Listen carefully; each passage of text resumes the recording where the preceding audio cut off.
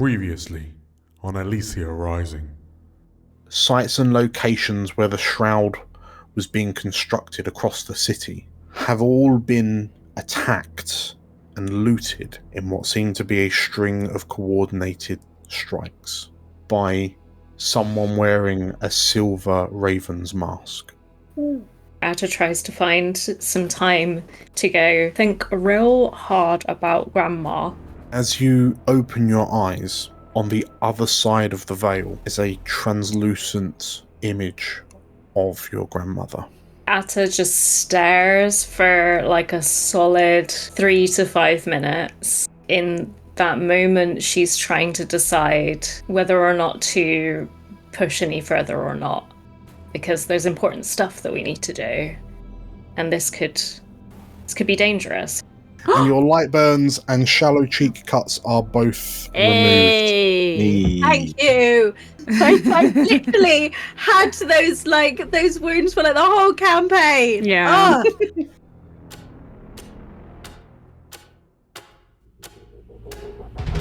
Welcome to Elysia, the jewel of the north. On our gilded streets, fortune and fame can be found by anyone. Hi, I'm Julia, and I'm playing Magpie, an ace of our lurk. Hi, I'm Nate, and I'm playing Cavern, a dragon-scent slide. Hi, I'm Meg. I'm playing Frida, a wolfkin cutter. Hi, I'm JC, and I'll be playing Algernon, an ace of our spider. Hello, I'm Errol. I am playing Atta, a goblin whisperer. And my name is DM Dan. I will be the games master on this adventure. So come on in and marvel at our wonders. Make sure you see the beautiful views we have to offer, and don't mind the ghosts. They're friendly, really. Grab yourselves a seat and make yourselves welcome in the city of Elysia.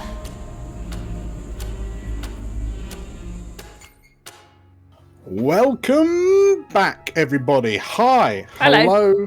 Hi. I'm DM Dan. This is Explorers of Elsewhere, and you are watching Elysia Rising, our Blades in the Dark campaign. I am rejoined by Julia, Errol, JC, Nate, and Meg. Hello, hello, hello, hello, hello. Hi. Hello, hello, hello, hello, hello, hello, hello. Hello, hello, hello, hello. We have completed the final downtime, and we move now into the final free time before the finale, the final score. And in this time of unusual peace, with the city beginning to tear itself apart around you, let's begin with Cavern. Where do we find Cavern? Cavern has, after sort of leaving Vauntham in his room, Cavern is going to journey over to the sort of burnt remnants of the cathedral of the Children of Ire, and just sort of, he hasn't really had a chance to take in the fact that somewhere that he spent quite a lot of his youth has gone, has just been completely burnt down, and that the fact that the High Priestess is now gone and the children have now kind of scattered. So something that played quite a lot, that was quite a heavy part of his youth, is now gone. Yeah. And he's not quite sure if he's reminiscing or if he feels like he needs to have some sort of goodbye to it. So as you stand on the streets of Abbotsgate looking up at where the cathedral once stood, unlike the Ruby Keep, not too far away from you, without the aid of the kind of the monolithic vines that sprouted out around the Ruby Keep, supporting it, the overall structure of the cathedral of our glorious mother is realistically rubble and ruin. The once gleaming spires and stained glass windows are a distant memory, and the smell of like the acrid burning, the chemical smell from Velka's flames kind of singes your nostrils slightly, even now. And as you take it in and you notice that the streets of Abbott's Gate are quite quiet, but even now people just seem to be passing by this corpse of a structure. You hear a voice come from a bedraggled looking kind of street vagrant sat a little way over at the end of a nearby alleyway. I wondered how long it would be before you came this way. And the vagrant looks up to reveal a yellow-scaled dragon scent that you know all too well. She just sitting there? Yeah. Sat on the cold cobble streets in the drizzle, head down. How long have you been there? I stopped counting the hours after a while. Days, perhaps. Don't you have anywhere to go? Dorothea kind of lowers her head again and just sort of like laughs as this makeshift cowl kind of covers her features. It's a dry, raspy laugh. Not anymore. No. And she looks up at you. And you've never seen Dorothea in such a state as this. Her eyes are sunken into her skull. Her lips are kind of dry and cracked. She looks like she's hanging off her skeleton rather than the full-bodied force of nature that you knew her to be. Despite having lost it all, this still feels like the only place I should be in the city. Catherine's gonna look down on her, and he is gonna feel like kind of a pit of like disgust and pity.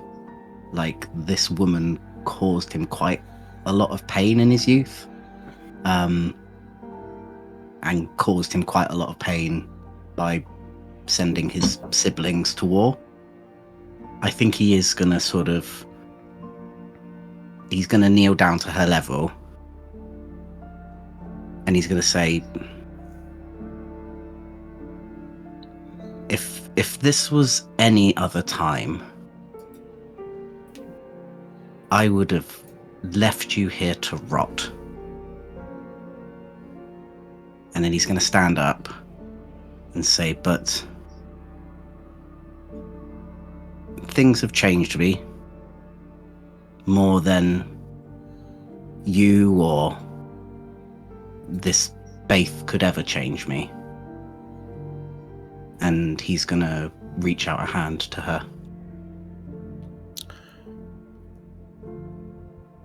She slowly lifts her head back up to look at your outstretched hand. And she stares at it for a moment, and then you see her head sort of like turn away as this is almost kind of incredulous, dismissive kind of sneer. But you can't help but get the feeling that it's not directed at you. If I can set aside my pride this time, maybe you can as well. She's still looking away, and in this moment you almost feel like there's a complete reversal of roles, where you perhaps once wore the same expression that she's wearing, and you are stood where she once stood. The funny thing about us dragon sent is that all of our life we're told that we matter for one reason and one reason only. And I would fight tooth and claw for my faith. My piety was everything to me. And when people flew in the face of it, it made me angry. She finally looks up at you and holds your stare. I would do anything for the High Priestess. It seems even the things she didn't want me to do. I saw you and your ilk as the greatest threats to Elysia, only to find it wasn't you that was the danger. It was us. I've heard on the streets that a brave group of noble criminals stormed the prison and freed the Sanguivar.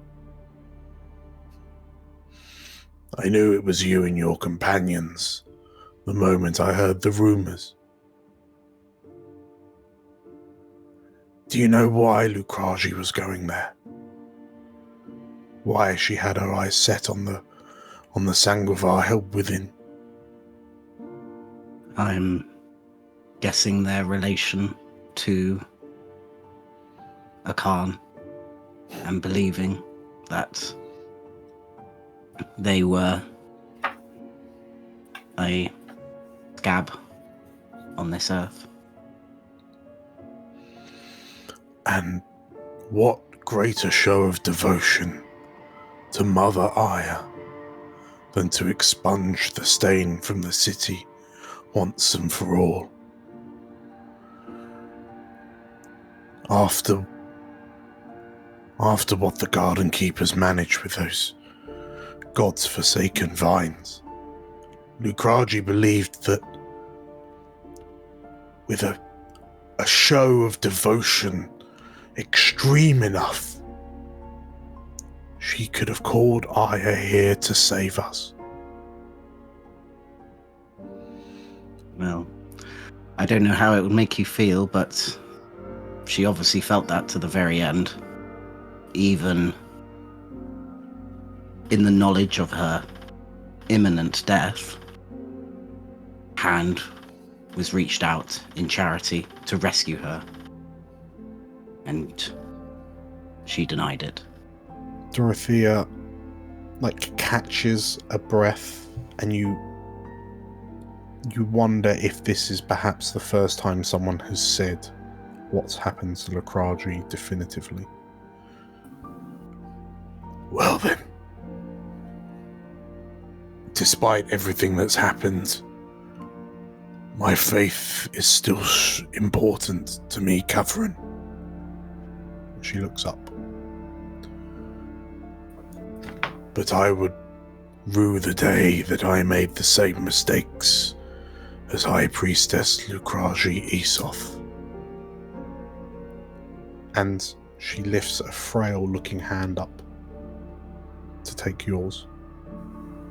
I'll help her to her feet. I'll say, come on. We'll get you somewhere warm, and we'll get some food in you.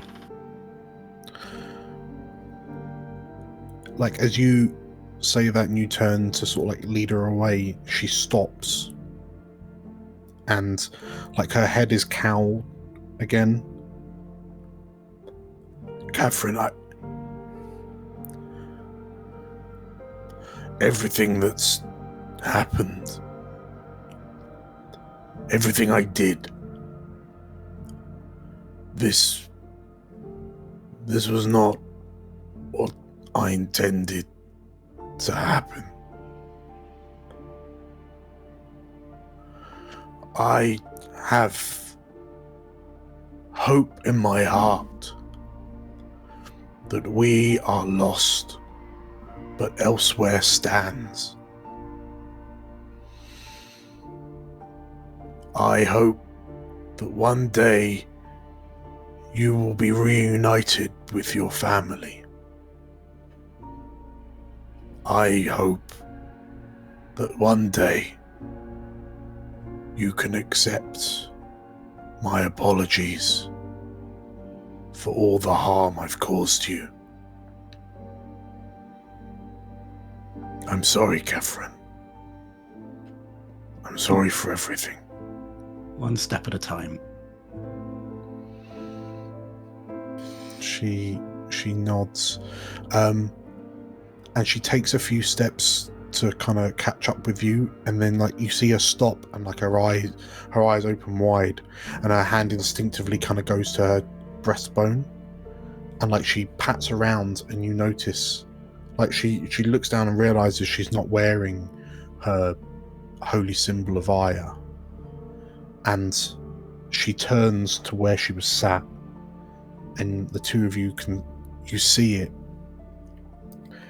in like partially submerged in the street gutter, and she looks at it for a long moment and then turns back to you and, let's go. Are you sure? Yes. I put my faith in higher powers now. So do I. and she leaves with you away from the burnt remains of the cathedral.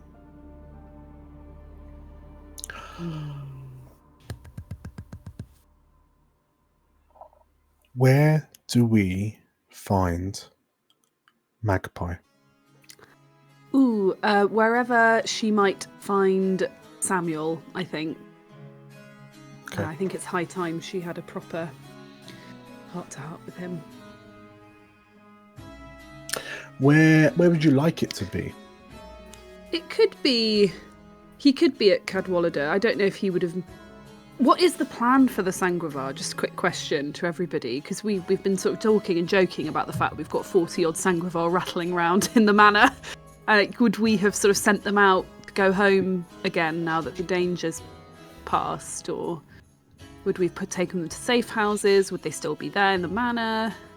I mean, there is a number of sort of like free-for-all accommodation throughout the Ivory. That's true. Like effectively squatters' dens. So it could be that the Sangrevar have largely kind of populated a small area of the Ivory in and around kind of Cadwallader Manor. And just so they're staying outside and then kind of gravitating backwards in and out, so like lodgings almost. So perhaps you find Samuel in a somewhat turned out dining room. So he's sat at a table in this kind of derelict, in the kitchen of this derelict house, this derelict manor house. Sure. And I think it's almost certainly not the first time she's spoken to him since the prison break. Like, they've certainly had conversations, but I think she's specifically come to seek him out today. In which case, as he looks up to you, Oh! Hello, Amina. How are you doing? He says as he cleans his glasses. You don't have to do that, Samuel. You know, you were the first one to ever call me Maggie. Let's go with that. Of course, my apologies. How are you doing, Maggie? I don't know. So much has happened. I don't even know if there's going to be a city pretty soon. I wanted to come to you because you always have such wise words for me. And it's been such a long time since we were sort of forced to part ways by everything that happened, you know, with the eschaton.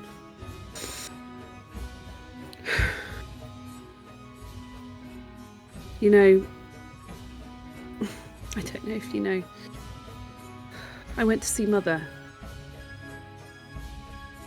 the other day, not long after we broke you and the other Sangravar out. And the long and short of it is, I don't think I'm a Ravel. Nephene had got to her. That bloody raven, he was standing there in her office, spouting this poison about me being involved in the deaths of all those people that night. And I just froze up. There's so much I could have said to her, and I just didn't do it. I couldn't do it. There was no way I was going to stand there and beg for my place in a family that I'd never felt a true part of anyway.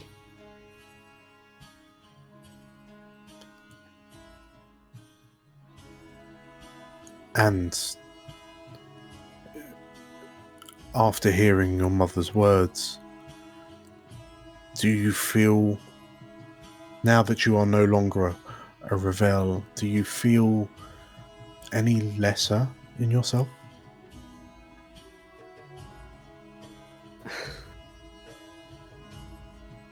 There's a part of me that will miss it. My sister. The comfort of having everything I needed in a world that's shrinking and dying. But there was a part of me that always knew that wasn't my path. In a way, Nephene's done me a favour by forcing me to make a choice.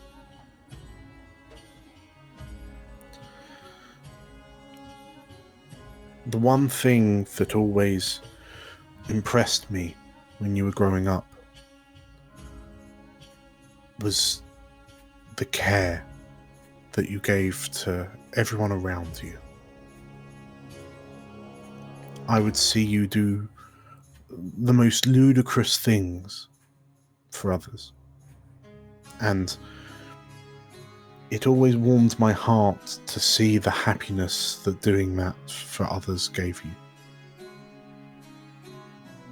So, the fact that you're here, we're talking about this, the fact that you care, that shows just how impressively mortal you are. And that is not a weakness. Everything we saw during the Dragon's War has shown us that only by sticking to our truest selves will we be content. And you are one of the truest people I know, Maggie. That you would risk so much for so many others without a breath of hesitation. I'm proud of you, you know. And if he were around, your father would be too. I think, at the risk of being slightly cheesy, Magpie's going to reach for his hand and say, he is around. He's right here. Samuel blinks a few times, and then there's this sort of slightly confused look on his face when suddenly it all kind of clicks in, and he smiles, he lets out a breath, and he nods. You're the reason I am how I am, Samuel. In a house where I felt like a total outsider, no idea what my place was, you were there, and you took me under your wing, and you taught me how to care, and how sometimes doing the right thing is more important than doing what the law states or what society expects. And you made me feel cared for, most importantly. He smiles.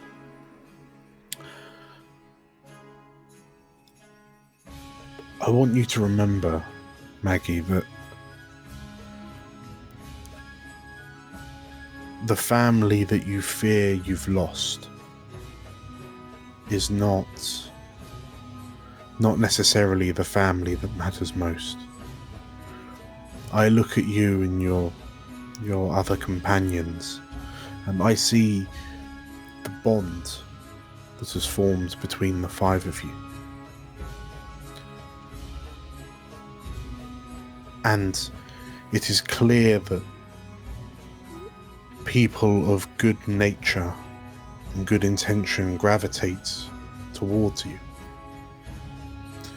You've forged a new family through all of this despair and misery that we've found ourselves in. And nothing that anyone can say will take that away from you. You're not alone. You never were. Thank you, Samuel. He smiles. It seems like there's a lot happening in the morning. And I want you to know that I've spoken to some of the other Elysia,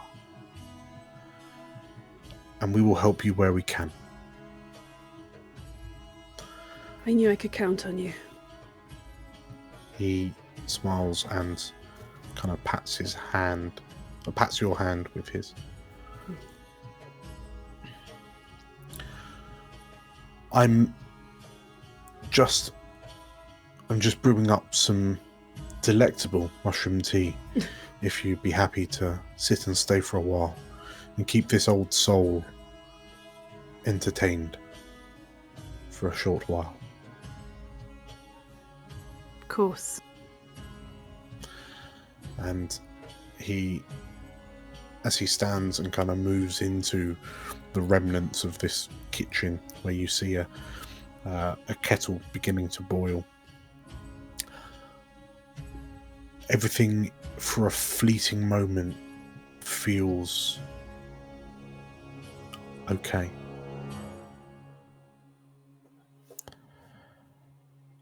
Where do we find Atta? Atta, after seeing Granny Enid, is probably, and after being very well looked after by Lorenzo, of course, is probably like kind of a little bit teenager moping around Cadwallader Manor, like kind of going from room to room and just kind of like kicking a pebble here and there, like purposefully kind of avoiding her like workshop. And I think after a little bit of teenage sulking mood, she will go try and find wherever Tavarian is. Okay. You find Tavarian up in your attic room, and it seems like she's trying to look through the telescope that you occasionally look through, and you can hear the sounds of the metal cap of the telescope dum, dum, like hitting her glass pane.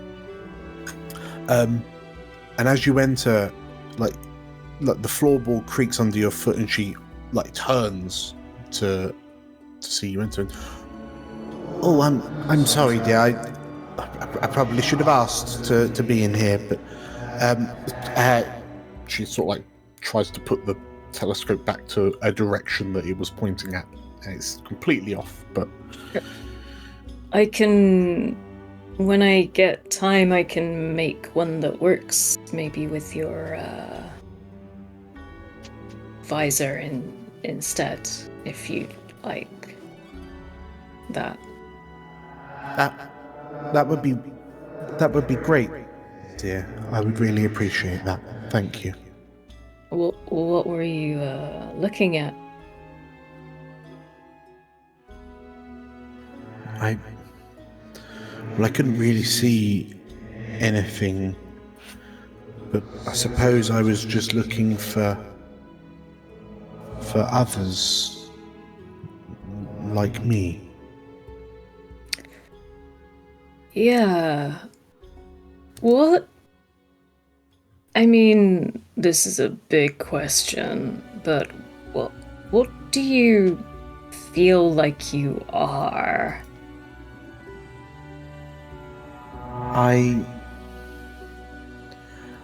I feel that ever since I was put in this suit, I feel real. I feel physical. It feels, well, with these big clumpy feet, they're not all that far off from the old hooves that I used to have, dear. But there's a yearning feeling. I feel restless. I feel like this isn't supposed to be the finish line. I feel like there's supposed to be more.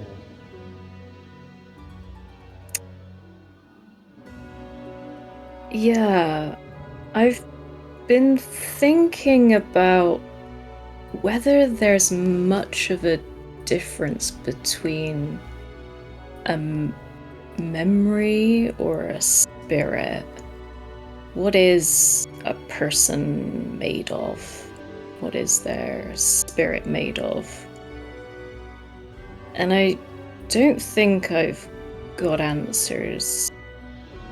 More questions. But I think everyone deserves, at the end of their time, a nice long rest, right? Yes, a nice long rest would be very nice, to be honest. I've been thinking about that a little bit myself, you know. Now that we know that there's a difference between whatever I am and whatever they are, she says, gesturing out the window towards the veil. And the question that always comes to the front of my mind is why they're here. We know why I'm here. I got here the seemingly natural way, but all of them, it seems like they can be conjured. We're literally dreaming them up. And I don't know why. There will be some that say that that's just an artifact of whatever this void we're in is, but I've got my life always assuming that there's a reason for why things happen the way they do. And understanding those reasons has brought me a lot of solace used to bring me solace in life. But I ask the question, why are these memories manifesting in such a violent way? We were worried that I would turn out like them, and we couldn't be any further from the truth. It's curious. Yeah, very curious. I think the more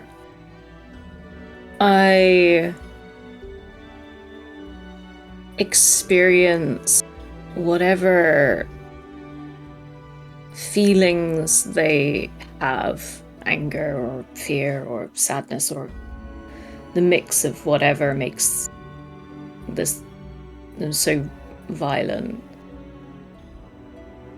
the more I just want to know that in the end we'll be helping them in some way. Like, I want the people of Elysia to be safe and be helped, but there's something I also want them to be okay as well. Well, I believe there's a reason why you and I are stood here having this conversation. The paths we've travelled have led us to this point. On this evening, faced with the trials and tribulations that we will face tomorrow. And I have faith in Elysia. And I believe that with enough people with good enough hearts like yours, Atta, we will save us. We will save ourselves. We just have to keep the courage to continue moving onwards.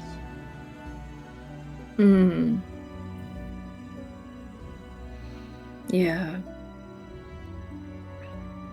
We've got to keep Elysia's heart beating. Tavarian nods, like there's a metal creak as the helmet bobs backwards and forwards.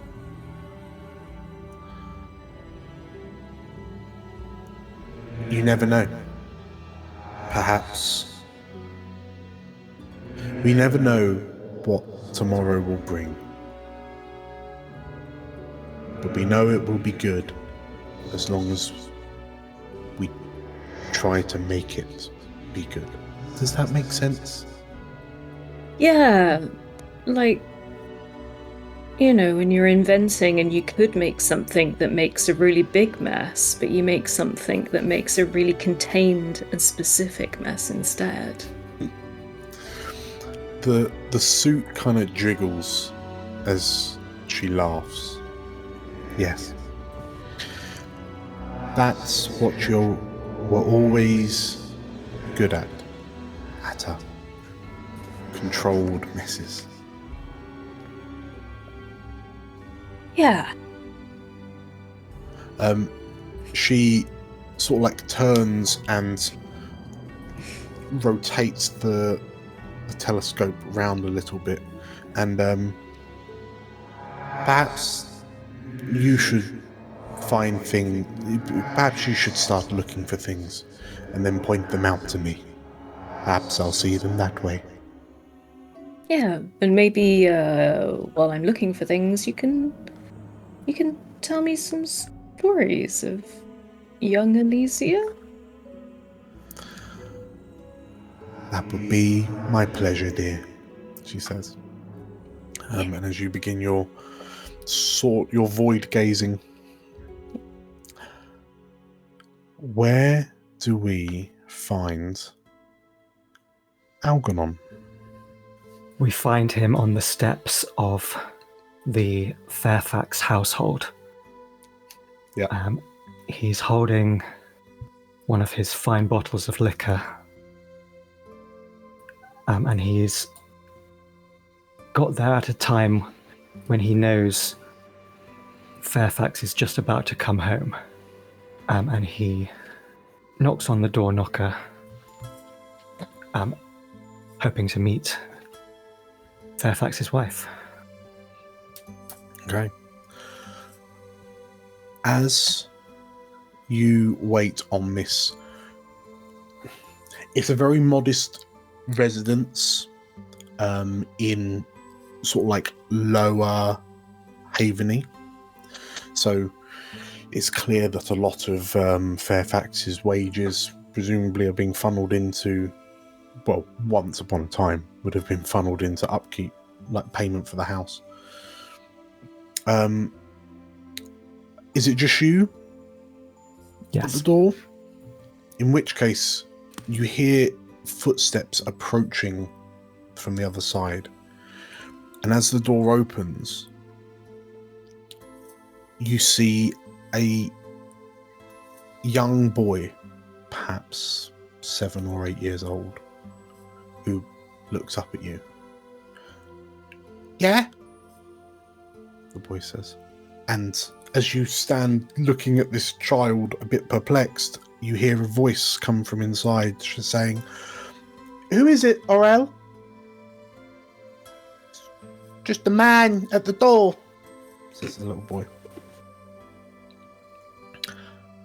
And from out of the doorway emerges a pleasant-looking Laravar woman, and she peers her head round and, I'm sorry, we weren't expecting guests. Can I help you?" she says as she walks forward.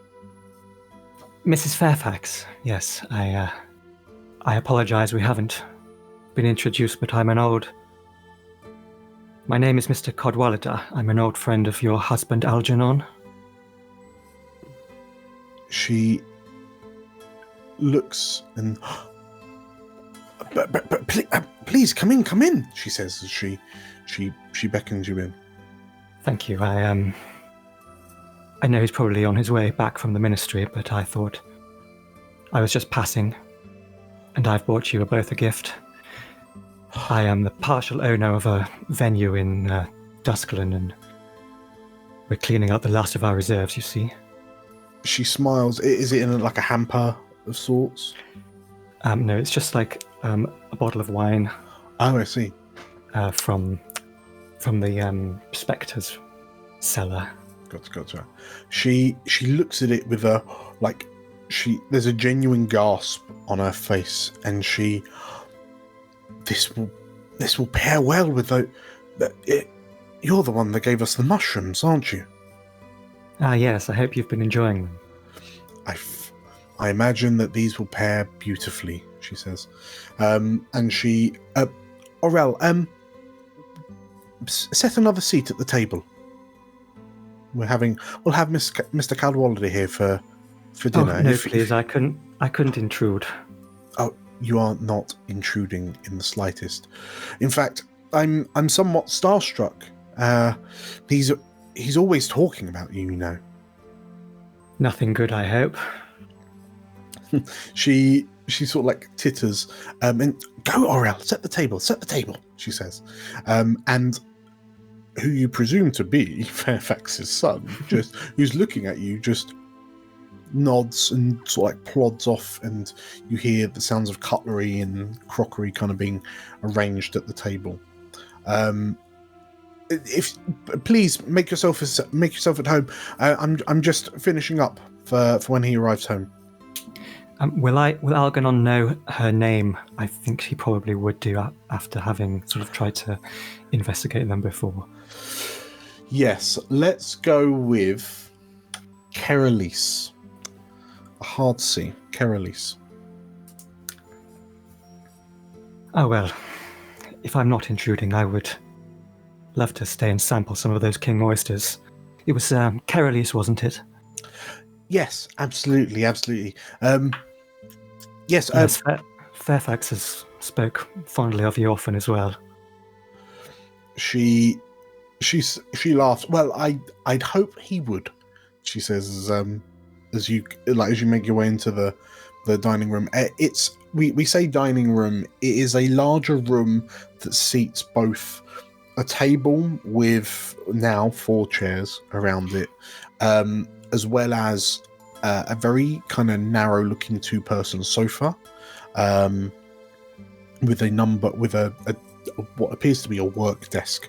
You can see that Fairfax's. There are some sort of like architectural documents kind of scattered across the table. It all looks very, very Fairfax. So yeah, as you're kind of looking around, and the room, that all the clues and hints and things that you're picking up as you glance around, they just kind of inform you of the most inoffensive, pleasant little family home. There is a part of you that finds it a bit odd seeing Aurel, you understand his name to be, running around. Perhaps, yeah. Clearly, Fairfax has been keeping that quite close to his chest. He doesn't speak about his son to you very often. But as you're kind of looking at him, the child turns around and looks to you and, how come you've got the same name as my dad? Oh, that was actually one of the reasons we bonded back at Morton's College for Boys. He prefers the soft G and me the hard, you see. The Aurel nods, and I hope one day when I get old enough that I can go to a college like Papa. Quite.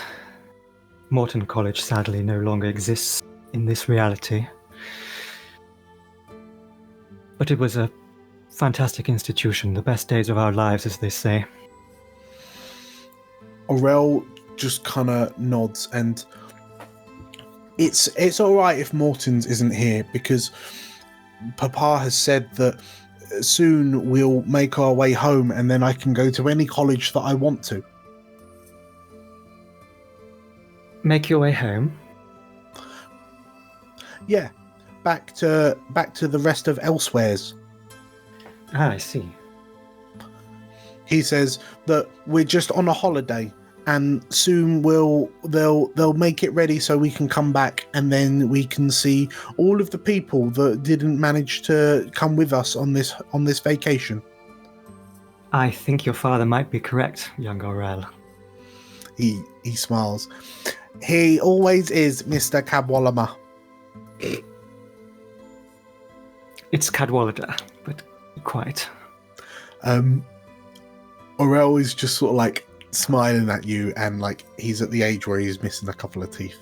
But he just, like, as he nods, like Mrs. Fairfax, so Elysia kind of swoops in, and I hope you're not bothering Mr. Cadwallader there, Aurel, she says as she sets down a crock pot. You'll have to watch him. I'm afraid he might be a bad influence on me. She kind of laughs. Please don't stand there awkwardly. Have a seat. So I want to kind of sit down and make some sort of small talk and genuinely get to know this family in a way that doesn't involve spying or magical drugs or subterfuge. Sure. Well, and wait for Fairfax to come home. So you, over the space of the next 10 or so minutes, like, for one, your senses are overwhelmed by the really nice smell emanating from this crock pot, and you can't help but think, like, if this smells so great, why does Fairfax's packed lunch always look so unappetizing? But over the space of those 10 minutes, you find that, Elysia, ever since we were lost, ever since we went on vacation, she says, glancing slightly at Aurel, I've become a seamstress. There's a lot of children in the city that weren't as lucky as Aurel to have both parents. any parents. And some of the more basic duties that Elysia prided herself for, such as tailoring, it felt only right to put some of my skills to the better of the city as a whole. So I do my best to repair clothing and make sure that all the orphans are well dressed. What is it that you do again, Mr. Cabalda? Algernon always says he's always a bit wishy-washy with the details. I was away for many years in the Foreign Service. And then when I returned, shortly before we became lost, as it were, I began a venture dealing in antiques with a handful of my friends. Ah, she nods, and that's sort of what he's been trying to get at, I suppose, she says, thinking about it. And as she's kind of questioning it, you hear the front door open. And you hear, "I'm home," in a very kind of sing-songy way. And as Fairfax kind of strides to the doorway into this kind of living room, dining room, as he spies you sat at the dinner table. Algernon, I wasn't are you staying for dinner? Apparently so. Your lovely wife, Carolise, invited me for an extra seat at the table. Good to see you, old boy. He nods. Yes. Jolly boating weather indeed. Jolly boating weather. Has Algernon ever told you what that means, Carolise?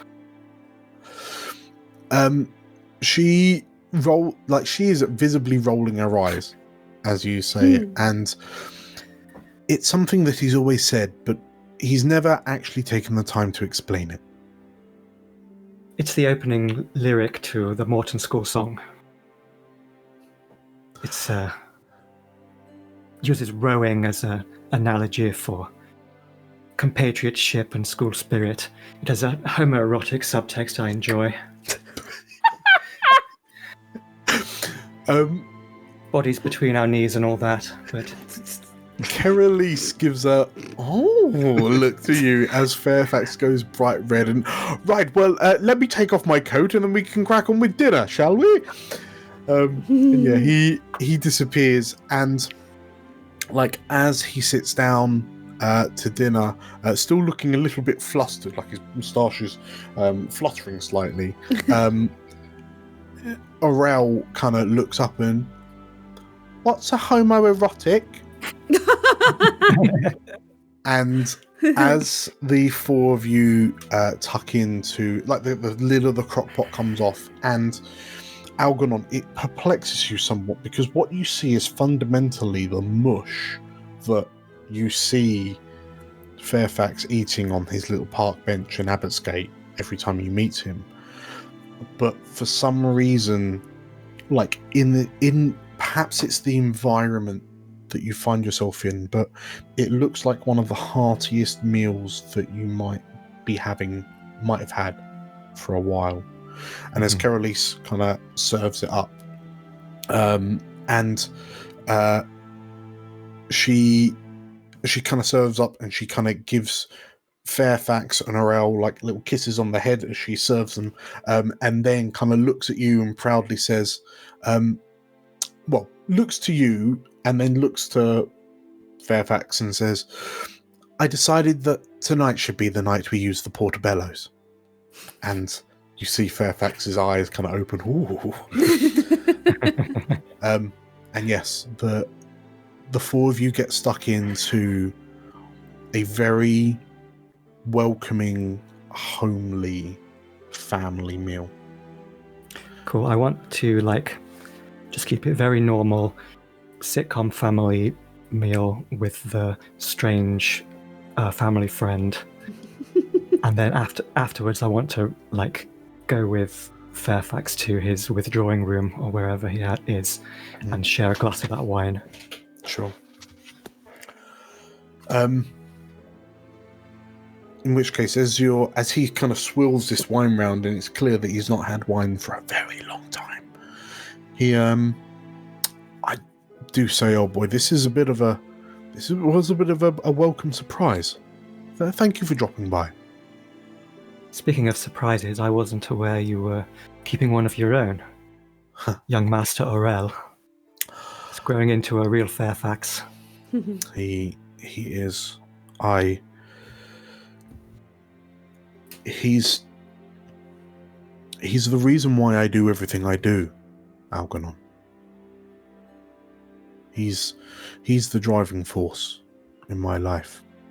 And even now, I can tell that he'll grow into someone that will make me proud.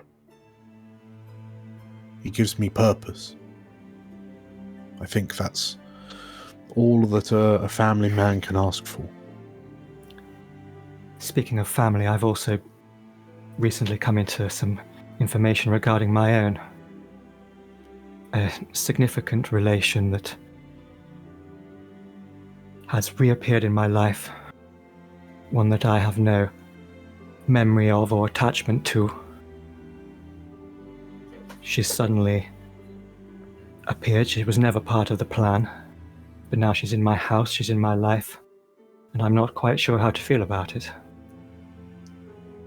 I don't love her, I certainly don't trust her, I barely even know her.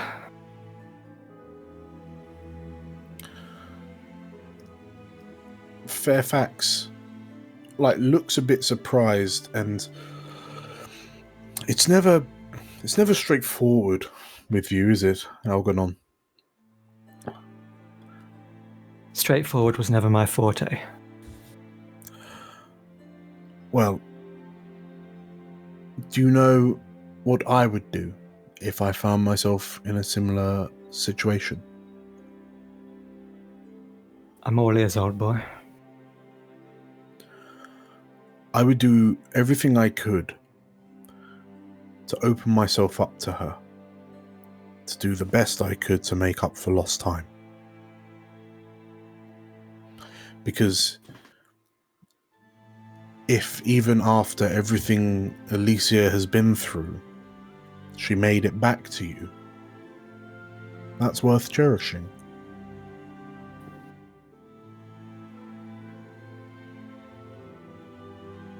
Thank you, old boy. It's good to get some advice from an old friend.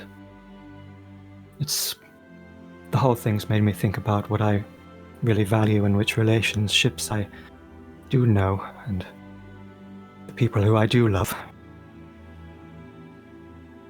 Ordinary people have always fascinated me. Fairfax, usually because they're swimming in dirt, which, as you know, is my currency. But not you, old boy. You're the cleanest man in Elysia. I think I'll take that as a compliment, he says. It is, except I cheers him back. Except for this, of course. And I hold up a little manila envelope that's been sealed for a long time. Do you know what's in here, old boy? I can't say I do, but I suspect you're about to tell me. Quite, I've always been one for theatrics. This is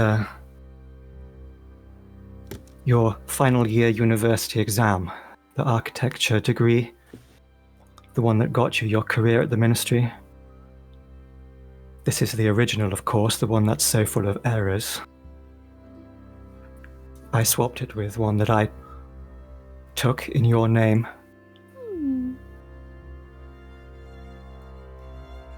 Fairfax, he's kind of mid-sip as he coughs and chokes, and I'm sorry, what? He says as he kind of peers at this envelope, incredulously. You did what? They'd already pinned me for the Foreign Service, Fairfax. Final year exams were nothing of my concern. So I thought, why not put my studies to good use? For they'd make or break careers for a man such as you. I've been holding on to it all this time, sending you off to do my illicit work at the ministry, or those blueprints you picked up for me. I thought if I ever had to twist your arm, this might do it, but there's no more games, Fairfax, no more subterfuge. And I walk over to his fireplace and I light the envelope on fire.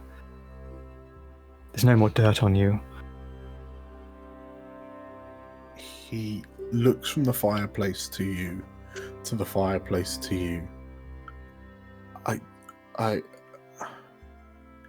And you can see like his brow furrows as if he's like, there's a part of him that seems like he's a bit put off, but then his features soften and he laughs. It never is straightforward with you, is it, Algernon? He says with a wry smirk. I could never do straightforward, not like you, but every complicated conspiracy, every evil deed I've ever done has all been for this, the ordinary life of an ordinary man, the person that I could never have been. I might not make it back from my next endeavor, Fairfax. So I wanted to make amends. Fairfax gives you a look, and as he finishes the glass of wine that he's got, that's the funny thing, Algernon. It would seem that you've fundamentally been my guardian angel for all of these years. And the things about guardian angels is that you can never really get rid of them. And he grabs the wine bottle, he fills up your 2 glasses. So whatever you've got planned for your next excursion, I trust that you'll make it back. Just like you always have. And he raises the glass a second time. I raise the glass. Jolly boating weather, old boy. Jolly bloody boating weather. And he takes a sip. After meal is finished, and you've said your thank yous and your goodbyes, you make it, like, you begin heading back to Cadwallader Manor, where we find all the others who've returned. The manor is somewhat quiet by comparison. There are no 40 Sanguivar stomping around the halls. It seems Musto has made himself scarce, which is surprising. He's clearly out on the Raz, you would assume. But yeah, you, like, Frida, whereabouts in the manor has everyone else found you? I actually think Frida is sat on essentially the porch, sort of a quiet part of the back of the house, maybe in sort of like the twilight, essentially, with like a lantern going, and she's got the wolfkin blade, the bloodletting blade, like on her lap, and she's just going up and down the blade with a cloth, sort of polishing up the metal and looking pensive. Between the other 4 of you, who finds Frida first? I'm thinking maybe Cavern or Atta? Yeah, I think I'd be walking back from dropping Dorothea off somewhere more safe. Okay. In which case, yeah, as you kind of head back into Cadwallader Manor, you see Frida sat on the step of the back porch, overlooking like an overgrown ruin of a garden. And yeah, well, before long, everyone else kind of reconvenes. But yeah, Catherine, you're first to the scene, but you spy Frida sat next to the blade that you watched her run someone through with. Catherine's gonna sit down next to her. Penny, for your thoughts? She kind of doesn't realise you sitting down and sort of starts a little bit. Hi, Catherine. I don't know what I was thinking, really. No, I do know what I was thinking. I was thinking about the other night. You know, for all my bluster, I've never actually hurt someone, not properly, not like that before. I'll be honest, I've known you for a while now, but that actually surprises me. I hope you don't take that as an insult. No, I don't take it as an insult at all. I like to make people think that I'm capable of taking life. I rely on that perception of me in a lot of things, honestly. But no, that was the first time, and I guess I find myself a little bit struck by just how easy it was. I wonder if I'm gonna have to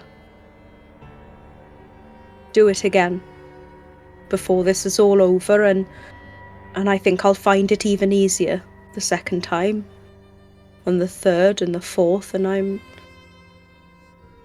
not sure I like that thought. I was going to ask, does that worry you? I mean, we've headed into uncertain territory over the past weeks, but gods know what we're going to head into now. Do you think we'll come out the other side? I think whatever happens, I've got a family that I need to protect now. That's the thing I'm thinking of. Trying not to think too much on the details. I've never been one for details anyway. That's more Algernon's area.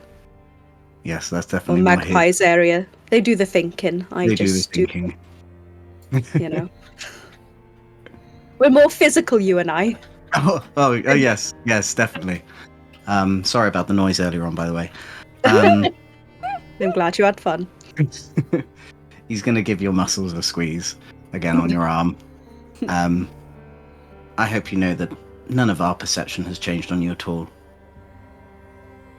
We know you're a good soul. And if you need any help, we've got your back. Frida sort of playfully punches you in the shoulder back, which is probably, again, not meaning to, but it's probably a little bit harder than really you needed. And she goes, "That means a lot, Cav. It really does." Come on, it's cold. Let's get inside. Aye. There's only so much polishing of a sword you can do. Ain't that right? She gives you a wink. Okay. So, as the two of you get up from the back porch and make your way into the manor proper, you see the rest of the crew, the rest of the other people that you've fought and bled and struggled alongside for these past few weeks, as you take a moment to just kind of exist in each other's presences. The five of you are gathered. Where would you say the five of you are gathered within the mansion? Within the manor? I have been wanting to do a rooftop chat for so long. I think we should all roof Vale and over the city. Okay. That's my vote anyway. In which case, as the five of you follow Magpie on her trail up onto the roofs of the Ivory, the five of you are sat in a line, and from up here you can see quite far, like you can almost see to the other side of Elysia from where you're sat, and even though the drizzle is kind of finely misting down on you, it doesn't feel horrible. It doesn't feel dreary like it always does. But what, have the five of you got any kind of final thoughts before you turn in for the night and get ready for tomorrow and the storm that arrives with it? I tell you what, guys, if we all die tomorrow, at least we can't beat this view tonight. It's bloody glorious up here. How comes we haven't done this yet? Quite. I was tempted to capture it for one last exposure with the camera, but maybe it's supposed to be fleeting. Hey, I tell you what, Algernon. Actually, how about you dig that thing out? Why not a photo of all of us together? I don't think we've ever taken one of all of us. I haven't been able to get you all to sit still for 30 seconds. Well, here you are. This is your opportunity. Come on then, help me lift it up. Sure thing. Okay. As the five of you as Algernon sets up the camera on a little tripod, precariously balanced on the tiles of the roof. As the five of you kind of squish in, is it like an old timey like poof smoke kind of camera, or is it a flash and a click? Or it's even more old timey than that. Like we have to remove the shutter and sit still for 30 seconds. Amazing. Okay. In which case, as the five of you kind of sit, or almost kind of arm in arm to kind of all gather in enough to all fit into the photo,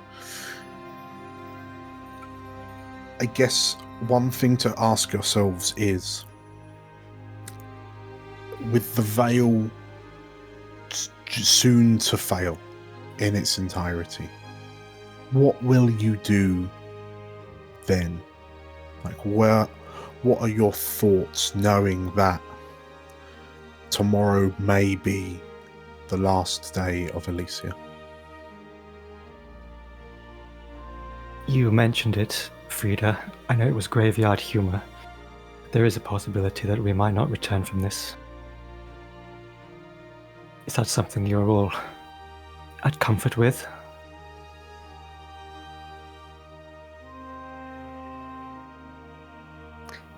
If we don't succeed, then everyone dies. We might as well put our all into it.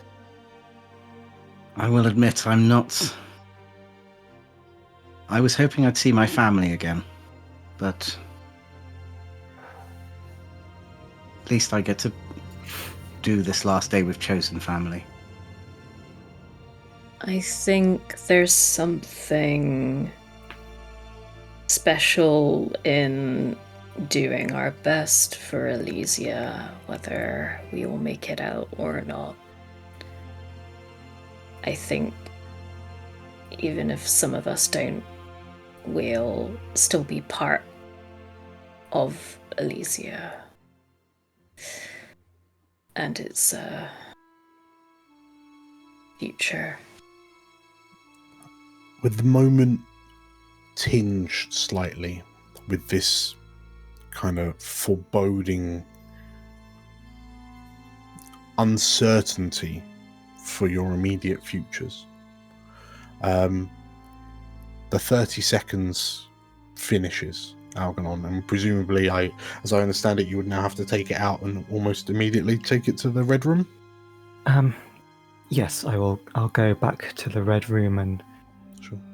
develop it and then bring it out so everybody can have a look. Okay. In which case, as you kind of head back down into the manor to leave leaving the other four on the roof, as you're walking along the corridor, you stop for a moment and peer down into the entry hall, and you see Devira is stood in the middle, and she kind of glances up at you, and there's a long pause. There almost seems to be a note of sadness on her face, and then she kind of uncharacteristically smiles at you. It's a warm smile of a sibling. And as you look back at her, what do you smile back, or are you still a bit wary of her? I'm still incredibly wary of her. Okay.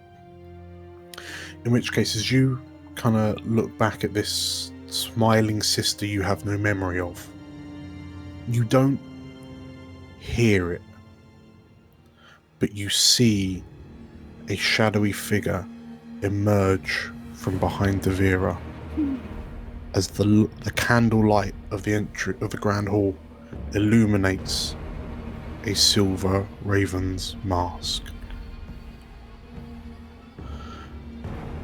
And before you get a chance to say anything, the raven surges forward and body grabs Devira around the chest. And as she kind of lets out a cry of surprise, the raven kind of wrestles slightly, and then his head turns up to you, and the offer still stands, Algernon. But the time to make your decision is running short. And as Devira struggles, get off me, she shouts. And you see her trying all these things to try and wiggle out of his grip, but it seems to be ironclad. I drop the photograph of the crew, and I spring forwards with my hand open. My concealed palm pistol emerges, and I want to shoot the raven in the head.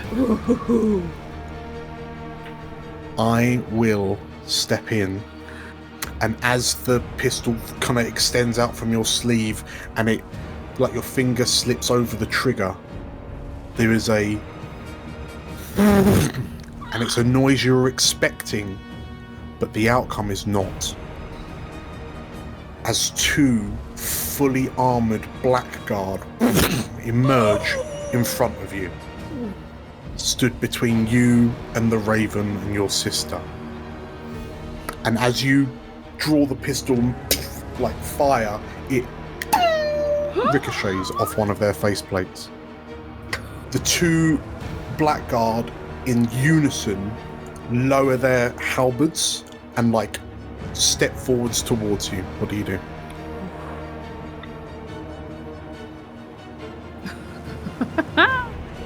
Whoa.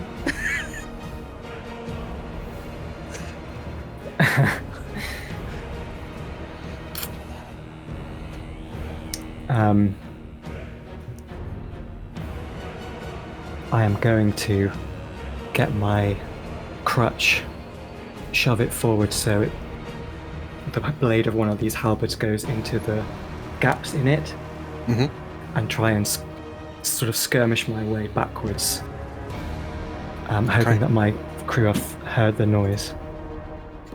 Okay.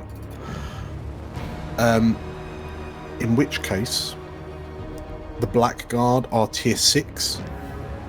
You are now tier 3. But this starts you. I'm going to start you on a risky no effect. It's harsh. Ooh, it's harsh. Everyone else, you have heard the staccato of a gunshot within the manor. But Algernon, for this precise moment, they won't have made it down in time. I'll push myself for standard effect, no limited effect. Okay. And then I can use infallible Yeah. To bump that up to standard, and then I'm going to trade position for effect to go for a desperate great. A desperate great skirmish. And then pushing myself is 2 stress, right? Okay, Algernon, please make me a 1 dice desperate great skirmish. Oh my god! So, describe to me what happens. I would like to flashback immediately before this when we're all still up on the roof having our last conversation. And as I remove the photographic plate from the camera, put it in its lightproof box, I look at my crew. Nefene has reached out to me privately. I think you all should know. She's offered me a seat on her lifeboat. For me and me only. Of course, I won't take it. We've all been having thoughts about family, found or otherwise. And when I invited you into this manor, you were my crew, but now I do consider you my siblings. The thief, the thug, the whore, and the nutcase. I love you dearly. Who's who? And this photograph will be proof of it, regardless of the outcome tomorrow. I worry that Blackthorn has been given the same offer. Nefene knows about her, and we are nearly identical in every way. It remains to be seen what her decision is, but I thought in this final moment I'd keep you all in the loop. I'll see you downstairs shortly. And we can all have a look at this photograph, share the last of that wine, eh? In which case we snap back to the present, and as you lock up the Blackguard's halberd and deftly parry it away with your crutch, which sends the Blackguard kind of skidding onto one knee, completely shocking them. The other 4 of you have made it down to see. You can see Algernon and you can see into the entry hall. And as you successfully Algernon, so you successfully stop this kind of being run through by 2 of the Blackguard's halberds, the Raven sort of lifts their head back in a somewhat triumphant manner, and then looks at the side of Devira's head. Come, hard speaker, you have a very important duty. And as Devira sort of looks around in confusion, Algernon, you notice she looks very confused by that name. She then turns and looks to you, and as she shouts, "No!" she and the Raven teleport away, as do the other 2 Blackguard. And Algernon, as you watch as your sister is kidnapped by the Raven and the Blackguard, something in your mind breaks. And as you collapse to one knee, and all you can hear is the beating of your own heart. As you gain your first trauma, we'll call it there. Oh my gosh. Welcome to the Trauma Club. Wow. Elsewhere Oh no. in Elysia. balancing delicately on the tips of her toes on the highest ruined spire of the Ruby Keep. Taro idly wipes some soot and dust off of her hat. And as she places it back upon her head, she looks across the city that spans out all around her. And she closes her eyes and smiles as she feels the frenetic energy of all the little Elysians below her. And she lets out a long, contented sigh. She opens her eyes and peers through the veil into the void. And the show can begin. Congratulations, everyone, on completing episode 18. Holy Maloney! You did it! So, last downtime, totally chill. We won't. We will just rush straight to the end here. If you enjoyed this, make sure to hit the like button. And if you want to see more stuff like this, and also the very important finale that is now due to start, make sure to hit the subscribe button and the bell icon for notifications of when we release new videos, because they're releasing very frequently. So, thank you for watching. Thank you lot for playing. And thank you lot for taking us through that emotional roller coaster. I got stressed from that. Hope you all enjoyed. We will see you for the start of the Campaign 2 finale. Take care. Bye bye bye. Bye. Bye.